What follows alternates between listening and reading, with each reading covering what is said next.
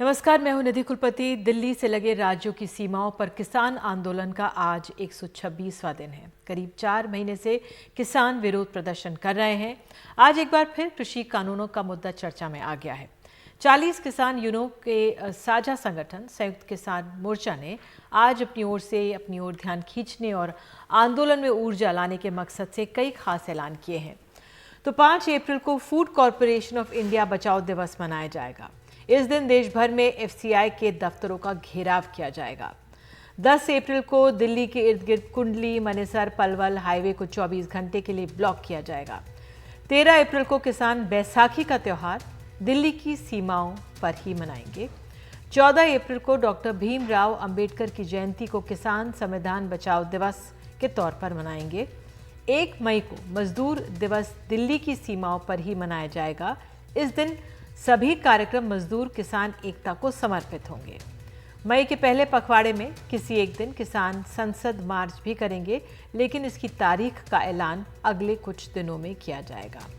संयुक्त किसान मोर्चा के मुताबिक इस मार्च में किसानों और मजदूरों के अलावा महिला, दलित, आदिवासी, बहुजन संगठन, बेरोजगार युवा और समाज के हर तबके के लोग शामिल होंगे।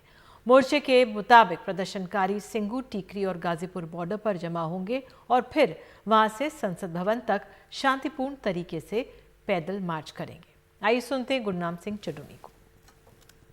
ये हमारा जो संसद कूच का होगा, ये शांतिपूर्वक रहेगा, शांतिपूर्वक रहेगा। संसद तक जाएंगे, वहीं पे डेरा डालेंगे, शांतिपूर्वक रहेगा। उसमें कोई उपद्रव जैसा या कुछ गड़बड़ी जैसा वो उसके हम बचाव रखेंगे और उसके सारे इंतजाम हम करेंगे।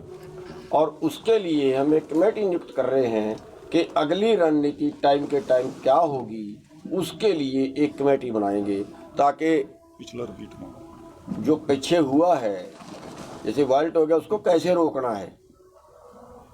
अगर पुलिस लाठी मारे फिर हमें लोगों को क्या पढ़ाना है कि हमने हमला नहीं करना, पुलिस पीटती है तो पीटे। इस बार भी परमिशन मांगोगे जो ना मिली तो फिर? अरे यार, अदे हम लोग बिना परमिशन के भी करते हैं। उन सारी बार परमिशन ही मांगी जाएंगे। बिना परमिशन होगा फाइनल। वो संसद के दी परमिशन सानू देगा कोई? वो तो लाल किले दी भी मिली, मैं तां ही कह रहा भी ते लाल किले साडे जाने दा प्रोग्राम ही नहीं सी। नहीं रिंग रोड वो तो मैं कहा भी सारे काम परमिशन नाल नहीं हुंदे। हुण जे कोई कहे मैं तेरे नाल लड़ना, कहे परमिशन देगा पहले लड़न दी? यही तो लोगों का सवाल सी, यही तो उन्होंने नौजवानों का कोई गल नहीं, हुण नहीं हुंदी। गलती एक बारी हो जाती यार, बार बार थोड़ा ही हुंदी। देखो बिल्कुल सारा तोड़ देंगे। और किसानों ने इससे पहले 1 फरवरी को बजट के दिन संसद मार्च का ऐलान किया था, लेकिन 26 जनवरी को गणतंत्र दिवस पर ट्रैक्टर मार्च के दौरान हुई हिंसा के मद्देनजर इसे रद्द कर दिया गया था। किसानों को आशंका है कि केंद्र सरकार के तीनों कृषि कानूनों बड़े औद्योगिक घरानों की मदद के लिए तैयार किए गए हैं और इससे किसानों का शोषण बढ़ेगा। किसानों का आरोप है कि केंद्र सरकार न्यूनतम समर्थन मूल्य का सिस्टम खत्म करना चाहती है। उधर सरकार ये आश्वासन दे रही है कि न्यूनतम समर्थन मूल्य का सिस्टम खत्म नहीं किया जाएगा। केंद्र सरकार का दावा है कि उसके नए कृषि कानून दलालों को खत्म करने के लिए, ताकि किसानों को अपनी उपज बेचने के बेहतर मौके मिल सके। कृषि कानूनों को लेकर केंद्र सरकार और किसान संगठनों के नुमाइंदों के बीच कई दौर की बैठकें हो चुकी हैं, 11 दौर की हो चुकी है, लेकिन अभी तक कोई नतीजा नहीं निकला है। तो इस बीच आपको बता दें कि आज सुप्रीम कोर्ट द्वारा कृषि कानूनों के मुद्दे पर बनाई गई 3 सदस्यीय कमेटी ने बंद लिफाफे में अपनी रिपोर्ट कोर्ट को सौंप दी है। सुप्रीम कोर्ट द्वारा नियुक्त इस कमेटी में अनिल धनवत, अशोक गुलाटी और प्रमोद जोशी शामिल हैं। रिपोर्ट देने से पहले कमेटी ने किसानों के 85 संगठनों से बातचीत की है। तो कयास लग रहे हैं कि ये कमेटी अपनी रिपोर्ट में न्यूनतम समर्थन मूल्य यानी एमएसपी की कानूनी गारंटी देने के प्रस्ताव की सिफारिश कर सकती है। इस बीच आज केंद्र सरकार ने कृषि क्षेत्र और फूड प्रोसेसिंग से जुड़े कुछ खास ऐलान किए हैं। तो केंद्रीय कैबिनेट ने फूड प्रोसेसिंग इंडस्ट्री यानी खाद्य प्रसंस्करण उद्योग के लिए प्रोडक्शन लिंक्ड इंसेंटिव स्कीम के तहत 10,900 करोड़ रुपए इंसेंटिव यानी प्रोत्साहन या सब्सिडी के तौर पर देने को मंजूरी दी है। सरकार का दावा है कि इससे फूड प्रोसेसिंग इंडस्ट्री में निवेश बढ़ेगा, दुनिया भर की कंपनी इसमें निवेश बढ़ाएगी। सरकार का ये भी दावा है कि स्कीम से रोजगार के करीब 2.5 लाख अवसर पैदा होंगे। अनुमान है कि इससे 30,000 करोड़ के वैल्यू एडेड प्रोसेस्ड फूड का उत्पादन होगा। अप्रैल के अंत तक ये स्कीम शुरू और जुलाई के अंत तक पूरी तरह रोल आउट यानी लागू हो जाएगी। सरकार का मानना है कि इससे किसानों को उनकी उपज का बेहतर मूल्य मिलेगा और अनाज की बर्बादी रोकने में भी मदद मिलेगी। सरकार को लगता है कि इस कदम से किसानों के बीच वो अपनी पेट गहरी बना पाएंगे। इन्हीं सब मुद्दों पर बात करने के लिए हमारे साथ आज बेहद खास मेहमान हैं। डॉक्टर दर्शन पाल, अध्यक्ष KKU के हमारे साथ हैं। प्रकाश चंद्र शर्मा, उपाध्यक्ष किसान मोर्चा BJP के हमारे साथ हैं। साथ ही Harvir Singh, editor in chief हैं ruralvoice.in के। बहुत बहुत धन्यवाद कि आप सब लोग जुड़े। डॉक्टर दर्शन पाल, सबसे पहले मैं आप ही से जानना चाहूँगी, जो आपने आज ये खाका तैयार किया है, एक पूरा कार्यक्रम, क्या सोच है इसके पीछे? देखिए, मैं ये बात स्पष्ट करना चाहता हूँ कि 4 महीने बीत जाने के बावजूद भी केंद्र सरकार ने एक बहुत चुप्पी धार रखी है। देश के 500 के करीब किसानों का मोर्चा, जिसको संयुक्त किसान मोर्चा हम बोलते हैं, उन्होंने पिछले 4 महीने से ज़्यादा समय हो गया है कि दिल्ली के पूरे बॉर्डर्स के ऊपर धरना लगा रखा है और उसका मेन मुद्दा था कि 3 कानून को रद्द किया जाए और MSP किसानों को दिया जाए। लेकिन इन दिनों में किसान संगठनों ने जो किया, जितने एक्शंस किए, उसके लिए संघर्ष के रूप अलग अलग हम बनाते रहे और बना रहे हैं। आज भी जो हमने ऐलान किए हैं उसमें आने वाले समय में किसानों की एकजुटता बनाने के लिए, किसानों का दिल्ली आंदोलन में ज़्यादा से ज़्यादा शामिल होने के लिए और साथ ही साथ इस पूरे आंदोलन को देशव्यापी आंदोलन बनाने के लिए हमने कोशिशें की हैं। उदाहरण के रूप पर, जैसे आपने ही बताया कि FCI ने कुछ ऐसी शर्तें लगाई गेहूं की खरीद के ऊपर, जिसके लिए हमने आंदोलन का ऐलान किया और उसने वापस ले ली। लेकिन अभी भी लैंड की जो रजिस्ट्रेशन है, जिसको पंजीकरण कहते हैं लैंड ज़मीन का, वो करने के लिए अभी भी मध्य प्रदेश, राजस्थान, पंजाब, हरियाणा में जो शर्त है उसको हम वापस करवाना चाहते हैं कि FCI उसको वापस ले और मंडी में जो किसान, मैं रोकूंगी आपको और आपसे मैं ठीक से समझना चाहूंगी, जो आप फूड कॉर्पोरेशन ऑफ इंडिया का जो आप कह रहे हैं घेराव करेंगे, इसके पीछे कारण क्या है? जी, उसका ये है कि फूड कॉर्पोरेशन इंडिया ने लेटर जारी किए थे, 2 लेटर्स। 1 जिसमें उन्होंने व्हीट जो गेहूं है, गेहूं की क्वालिटी को, जो क्वालिटी है उस क्वालिटी कंट्रोल की शर्तों को बढ़ाते हुए किसानों को परेशान, जैसे गेहूं में मॉइस्चर, गेहूं में जो प्रिवल्ड मतलब के जो श्रिवल्ड ग्रेन्स हैं, गेहूं में जो फॉरेन मैटर है, इन तमाम चीज़ों की जो शर्तें हैं बढ़ा दी थी ताकि किसान परेशान हो रहे थे। उसको तो उन्होंने वापस ले लिया है उस शर्तों को। लेकिन अभी भी लैंड को रजिस्ट्रेशन कराने के लिए, मेरे पास 5 एकड़ ज़मीन है, तो FCI क्या बोलती है कि 5 एकड़ ज़मीन में अगर 100 क्विंटल मेरा गेहूं हुआ है तो 100 क्विंटल से हो सकता है वो 50 क्विंटल खरीदे, 50 क्विंटल मुझे मार्केट में बेचना पड़े।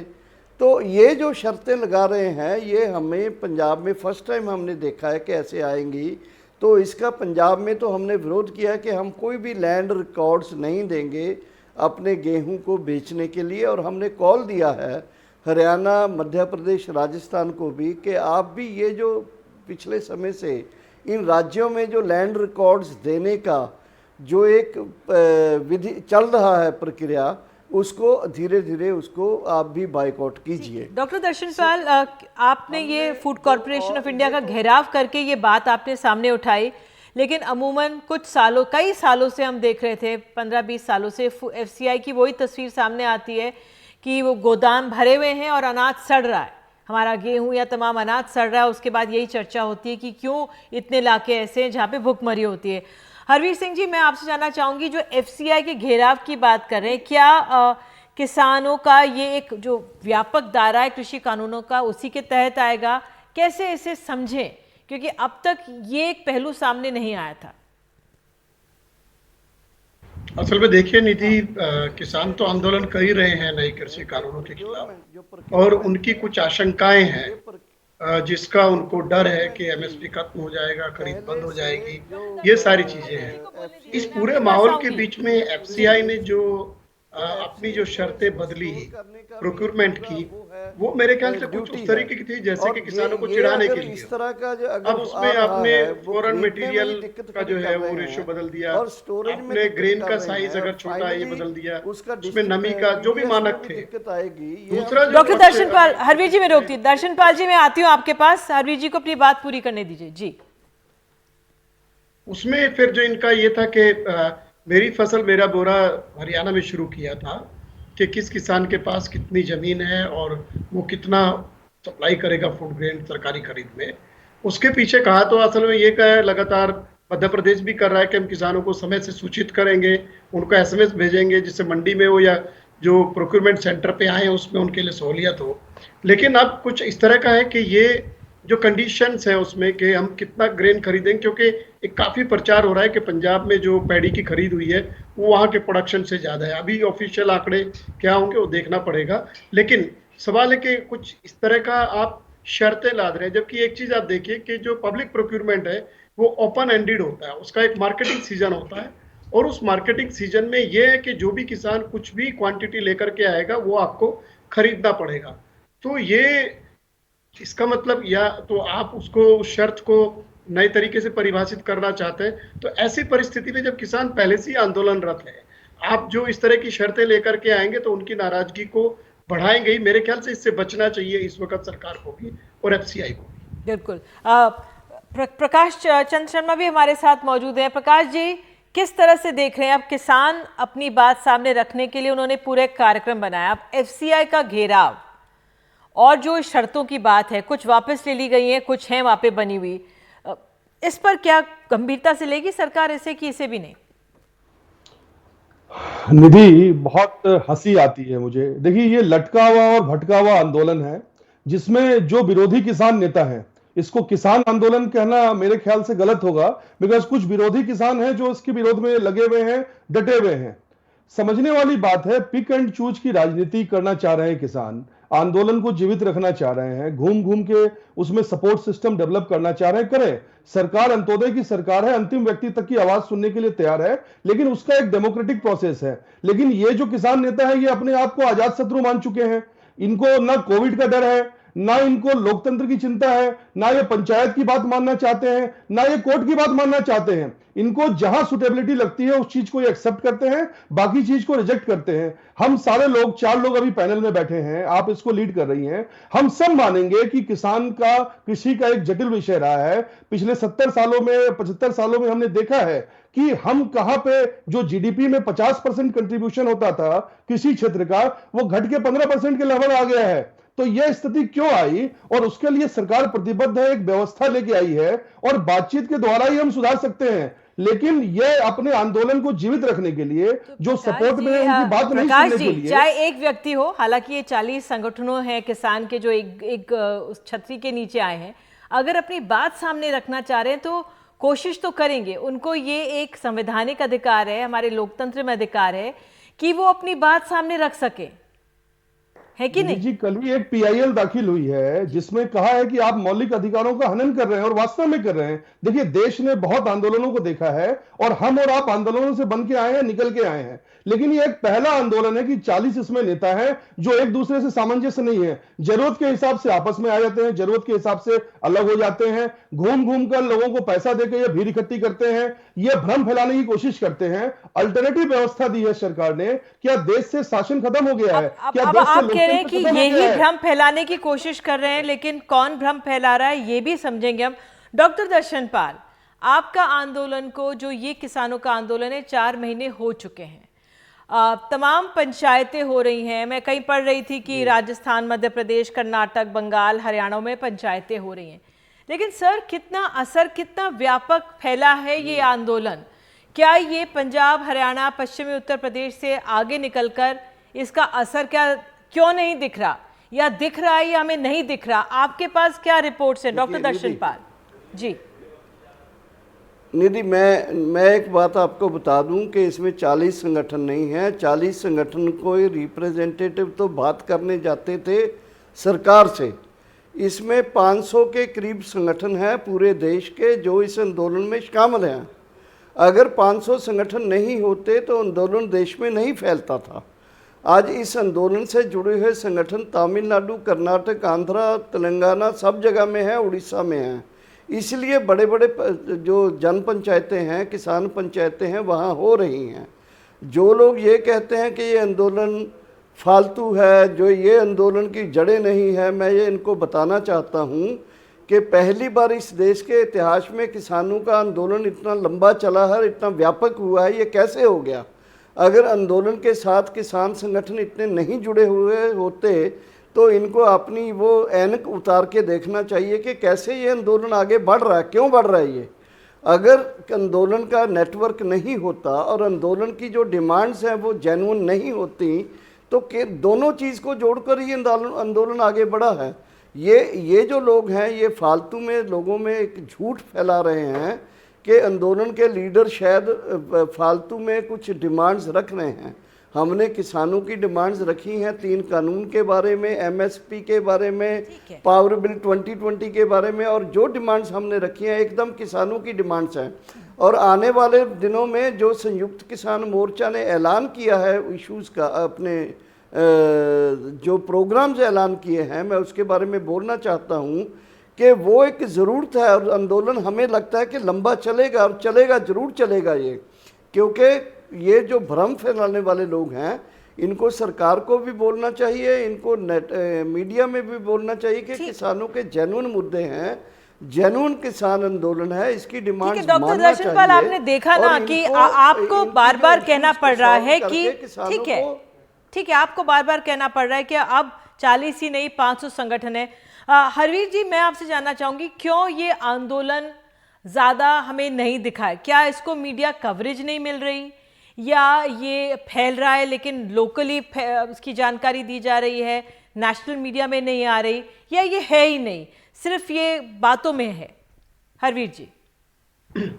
देखिए निधि, 2 बातें हैं। एक तो मेरे ख्याल से सरकार और जो सत्ताधारी दल है उसको ये सच्चाई स्वीकार करनी चाहिए कि देश में किसान आंदोलन चल रहा है, और 4 महीने तो दिल्ली के बॉर्डर पे हुए, उसके पहले वो जगह जगह जैसे पंजाब में 2-3 महीने पहले से चल रहा था, वो चल रहा है।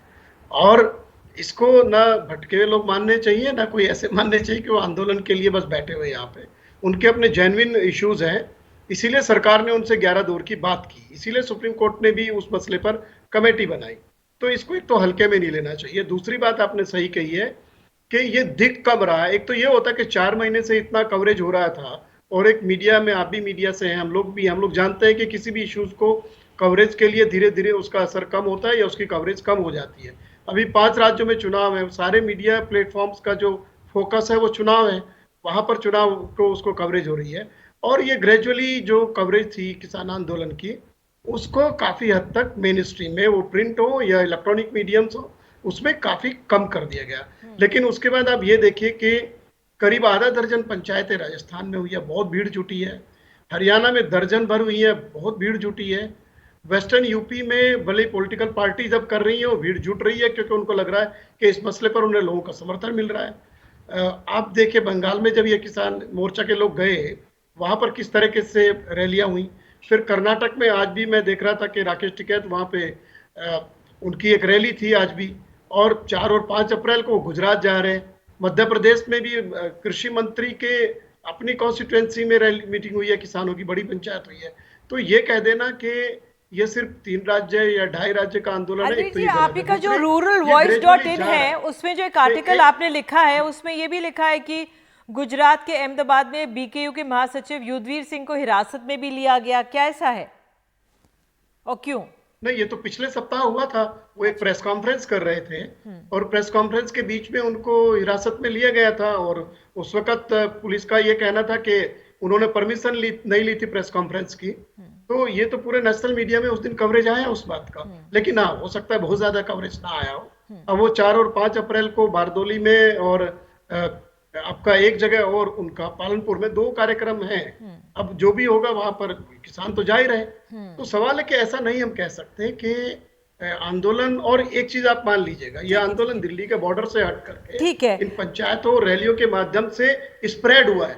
और है। इसमें ये मैं, क्योंकि आपके यहाँ पे जो राजनीतिक दल है अभी सत्तारूढ़, उसके प्रतिनिधि भी है, और ये खुद जानेंगे, इनके खुद के किसान मोर्चा के लोग इस बात को स्वीकार करते हैं।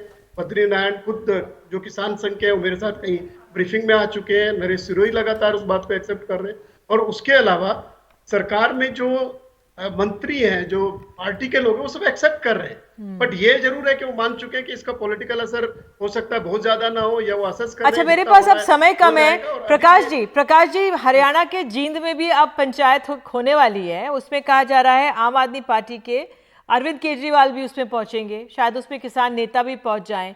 तो अब सियासी दल, अभी तक हम यूपी में देख रहे थे अखिलेश यादव, जयंत, यही सब जुड़ रहे थे, लेकिन अब अगर आम आदमी पार्टी जींद में रैली करेगी, क्या ये आप लोगों के लिए चिंता की बात है या नहीं?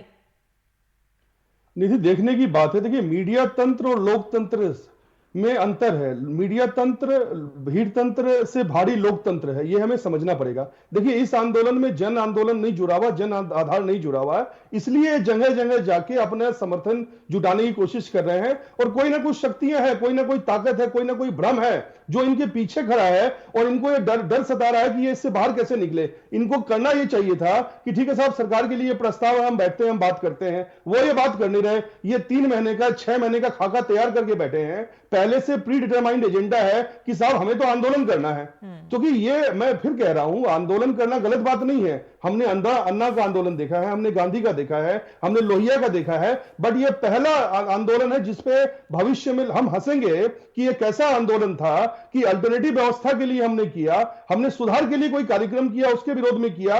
ये जस्टिफाई नहीं कर पा रहे हैं। देखिए, भ्रम होना और रियलिटी होना एक एक्सपर्ट की बात। आप पेशेंट हो, डॉक्टर कोई आपको इलाज बता रहा है, आप उसकी बात नहीं मानोगे, आप उसको आर्गुमेंट नहीं दोगे। और किसी का जो विषय रहा है बहुत कॉम्प्लिकेटेड रहा है। अगर मैं डेटा की बात करूं कि हम ठीक है, आप ये कह रहे हैं, आप कह रहे हैं कि इससे आपको फर्क नहीं पड़ने वाला। डॉक्टर दर्शन पाल, क्या आपको लगता है साहब ये समय आ गया है, आप लोग पॉलिटिकल नेताओं के साथ स्टेज नहीं शेयर करते अब तक, क्या अब आप लोग शेयर करेंगे, या अभी भी जो रही है पॉलिसी की पॉलिटिकल नेताओं के साथ, राजनीतिक नेताओं के साथ स्टेज नहीं शेयर करना, वो नहीं होगा?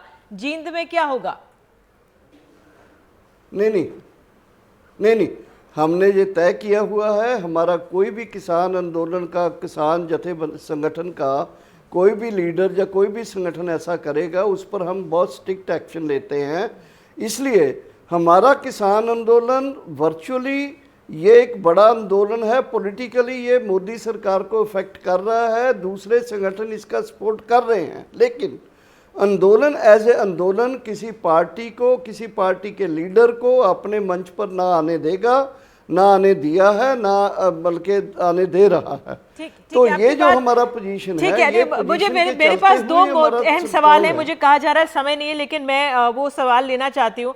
हरवीर जी, अब ये सुप्रीम कोर्ट में जो ये कमेटी थी उसकी सिफारिशें आ गई हैं, इसमें ये जो आंदोलनकारी संगठन है ये लोग नहीं गए उसके समक्ष, लेकिन वो कह रहे हैं हमने 85 संगठनों से बातचीत की है। कि कितनी अहम है ये सिफारिशें, कितना असर डाल सकती हैं ये? देखिए, एक तो सुप्रीम कोर्ट के पास सिफारिशें चली गई हैं, वो उनको सार्वजनिक करेंगे या नहीं ये सुप्रीम कोर्ट के ऊपर निर्भर करेगा। लेकिन ये बात सही है कि जो मुख्य धारा के संगठन आंदोलन कर रहे हैं उन्होंने उसमें पार्टिसिपेट नहीं किया, उन्होंने उस कमेटी को मानने से इनकार कर दिया था। और उन्होंने कह दिया था क्योंकि हम न्यायालय में नहीं गए हैं, हम सरकार से बातचीत करके हल चाहते हैं। उनका स्टैंड कायम है। उनके दर्शन पाल जी हमारे साथ हैं अभी इसी बातचीत में।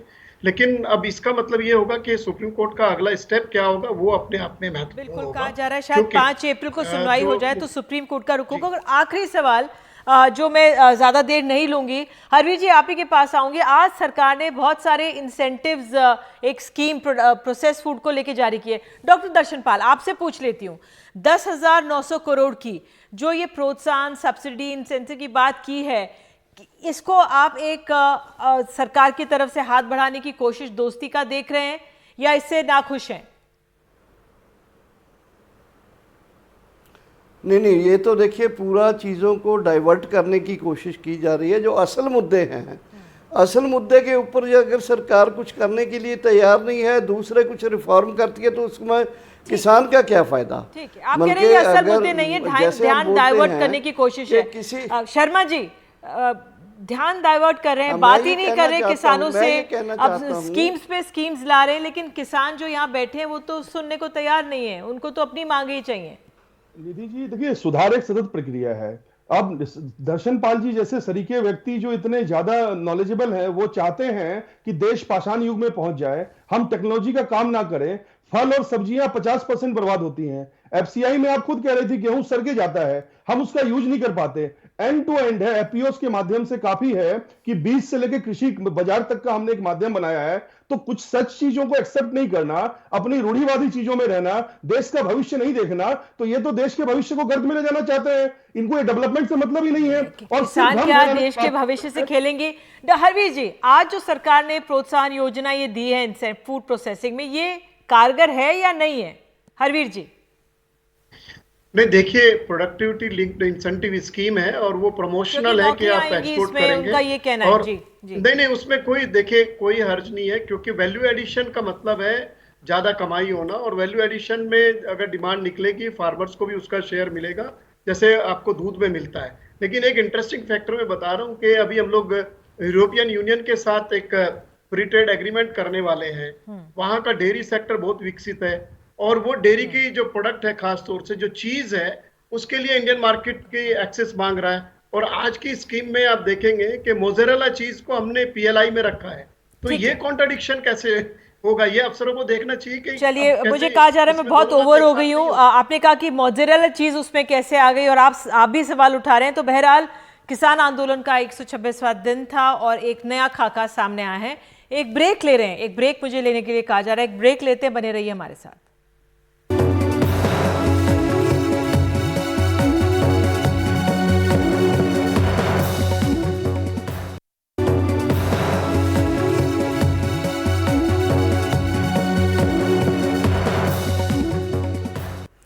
तो हरवीर जी हमारे साथ बने हुए। हरवीर जी, जो आप ब्रेक से पहले चीज़ के बारे में उसका जिक्र कर रहे थे, जो सरकार आज एक स्कीम लेकर आई है, सरकार कह रही है 30,000 करोड़ का इससे वैल्यू एडेड प्रोसेस होगा, 2.5 लाख लोगों को रोजगार मिलेगा। लेकिन इस पे क्या कुछ सवाल हैं स्कीम में बनते हैं, कुछ परेशानियां हैं क्या? देखिए, एक तो ये साफ है कि अगर हमें किसानों को आमदनी बेहतर करनी है, इसमें कोई दो राय नहीं, हमें वैल्यू एडिशन को महत्व देना पड़ेगा और फूड प्रोसेसिंग को बढ़ावा देना पड़ेगा। लेकिन इसमें यहाँ एक पॉइंट होना चाहिए कि जो शर्तें हैं उसमें इंडस्ट्री के लिए कुछ शर्तें हैं। वहाँ एक शर्त ये भी होना चाहिए कि जो इंडस्ट्री फार्मर से खरीद करेगी प्रोसेसिंग के लिए, वो कम से कम एक निश्चित दाम पर, वो एमएसपी हो या कोई बेंचमार्क प्राइस हो, उस पर किसानों से खरीदेगी। एक दूसरा पॉइंट मैं इसमें लेके आता हूँ कि अभी हम लोग यूरोपियन यूनियन के साथ में फ्री ट्रेड एग्रीमेंट करने वाले हैं, वो एकदम लास्ट स्टेज में है, और जो स्टेक होल्डर्स हैं उनके साथ इसमें कंसल्ट कर रही है जो कॉमर्स मिनिस्ट्री है। उसमें एक सवाल है कि जो यूरोपियन यूनियन के देश हैं वो डेयरी प्रोडक्ट और ऑटोमोबाइल के लिए भारत का मार्केट मांग रहे हैं, और डेयरी प्रोडक्ट में जो चीज़ है उसमें शायद हम लोग छूट देने का इरादा कर रहे हैं। लेकिन अब इंटरेस्टिंग बात आप देखिए कि दुनिया का जो प्रोडक्शन है करीब आधा यूरोपियन यूनियन में होता है चीज़ का, और जो एक्सपोर्ट मार्केट है उसका 34% मार्केट उनके पास में है। अब हमारे यहाँ आज जो स्कीम अनाउंस हुई है उसमें एक उत्पाद है मोज़रेला चीज़, यानी हम डेयरी इंडस्ट्री को बढ़ावा देना चाहते हैं कि मोज़रेला चीज़ को पीएलआई स्कीम के तहत हम लाते हैं, हम भी एक्सपोर्ट करना चाहते हैं। तो ये कॉन्ट्रडिक्शन हो जाएगा अगर हम यूरोपियन मार्केट से चीज़ इंपोर्ट करने को अगर अलाउ करेंगे और फिर हम एक्सपोर्ट भी करना चाहते हैं, तो यहाँ पर कॉन्ट्रडिक्शन है, क्योंकि हम अपनी खुद की स्कीम को पर्पज को डिफीट कर देंगे। बिल्कुल। हरवीर जी, आप हमारे साथ जुड़े और आपने इस पहलू को भी समझाया। वाकई ये अपने आप में देखना होगा कि जो अब ये तमाम स्कीम्स आ रही हैं इसको लेकर किसान इसको कैसे लेते हैं। बहरहाल किसानों ने अपना जो आंदोलन है उसका एक बार फिर से उसमें ऊर्जा देने की पूरी तैयारी कर ली है और उसका पूरा खाका हमारे सामने रखा है। तो इसी के साथ आज प्राइम टाइम में इतना ही। नमस्कार।